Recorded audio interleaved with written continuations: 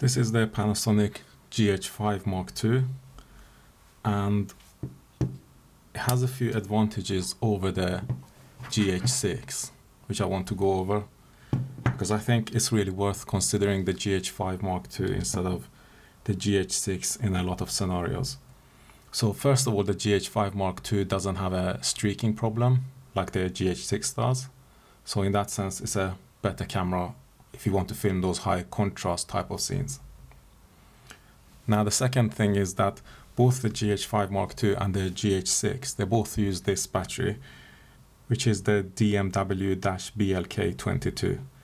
But on the GH5m2, it lasts for over 2 hours, whereas on the GH6, it only lasts maybe 1 hour or slightly more than 1 hour. So twice as long or over twice as long on the GH5m2. Now the other thing about the GH5m2 is that there is a battery grip which you can purchase for it separately, and that would extend the battery life even further to twice as much. So we're talking 4 or 5 hours with just in one go without needing to change batteries or anything. Whereas the GH6 doesn't actually have a battery grip. So there's no Panasonic provided solutions for that. Another benefit of the GH5m2 is that it has a streaming functionality. So you can set up streaming and you can stream with Wi-Fi, or you can connect it to via USB to an Ethernet cable and have it connect directly to a network, which would have a better connection. So this is something which is missing in the GH6, even though the GH6 is a newer camera and has a lot of functionalities which the GH5m2 doesn't have. So the advantage of the streaming functionality via Wi-Fi in particular is that you can just set up your camera to stream to a particular address and then take the camera with you outside and then just start streaming, through the Wi-Fi that you set up with your mobile phone. So you don't actually need to carry a laptop or any additional equipment. It's just like direct streaming. Whereas with the GH6 or any other camera, you would need additional equipment to set up the streaming process. Also, the GH5m2 seems to have better dynamic range, or according to the stats that's shown on various websites. So that's another thing to consider. Although I haven't seen a huge difference, even if there is a difference in the dynamic range, it would be marginal, particularly in the ISO ranges that I use, which are typically between 3,200 and 12,800.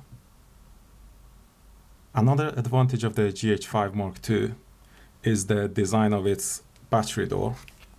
So if you look here, it has this flap which opens up. Okay, I need to open the battery door to be able to push this out. Okay, so let's see if you can, I think you should be able to see this. So this flap will let you run a cable through here for the dummy battery. And this is something which the GH6 doesn't have. So having this is a lot more flexible than the GH6 option. So you can, get any third-party dummy battery and run it through here. Whereas on the GH6, let me show this.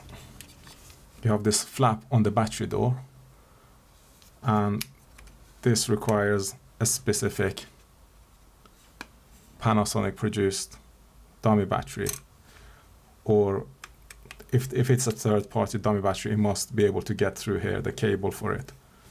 So that's quite limiting in a sense. And the other thing that it means that the battery piece connection will also be in two parts, one part which goes through this and another part that would connect to that. So you have more points of failure. Whereas on the GH5m2, because the cable can go straight through here, it could all be a single cable from the dummy battery all the way to the power supply, whatever that is. Although there is a case to be made that with the two-piece cables, if something hits the cable will come out and the camera will switch off on the GH6. Whereas if you're using the GH5m2 with the dummy battery and it's a single cable to the power source. If something hits the cable, then obviously the camera and whatever it's attached to will fall. So there is some potential benefits in the GH6 design as well. The GH5 Mark II also has dual matching SD card slots. So you have two SD card slots for the GH5 Mark II, whereas on the GH6 there's a CF Express Type B card slot and a SD card slot. So you have different card types, which means you need different card readers, and not just different card readers, but it also doesn't streamline the work process. So your workflow will be a little bit more complicated, and it just creates a little bit more cognitive load when you want to change cards, or, you know, for example, if one card is running out or not, you need to keep in mind which card is running out and which card you need to take out of your bag to replace. And also when you're thinking about encodings and bit rates, you need to think about which ones will be able to give you dual redundancy, so dual recording to two cards. For example, the higher bit rates won't give you that option. Whereas with the GH5 Mark II, you don't really need to think about that because it's all just SD cards and everything is available to be recorded to both cards at the same time.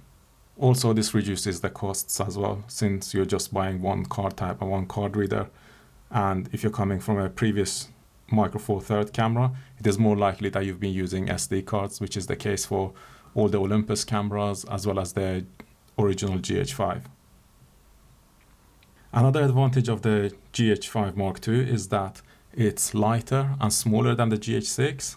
So if you want to fit it in a bag or carry it with you, it's always easier to do that with a lighter and smaller camera. Although the difference is, I think, around 96 grams lighter, so about 100 grams lighter. But when we're talking about Micro Four Thirds cameras, you can get a lens that weighs 100 grams. So even though it doesn't seem much, each of these 100 grams will add up once you filled your camera bag with different lenses and equipment. And the final advantage of the GH5 Mark II is that it's obviously cheaper than the GH6. So unless you really need the features that the GH6 provides, such as, I don't know, 4K 120p, or the high resolution sensor, or one of the features that the GH6 provides, then I think the GH5 Mark II is a really good option for most people. Anyway, let me know if you have any questions about either of these cameras, or if you want me to cover any particular functionality or peripherals that can be used with these cameras.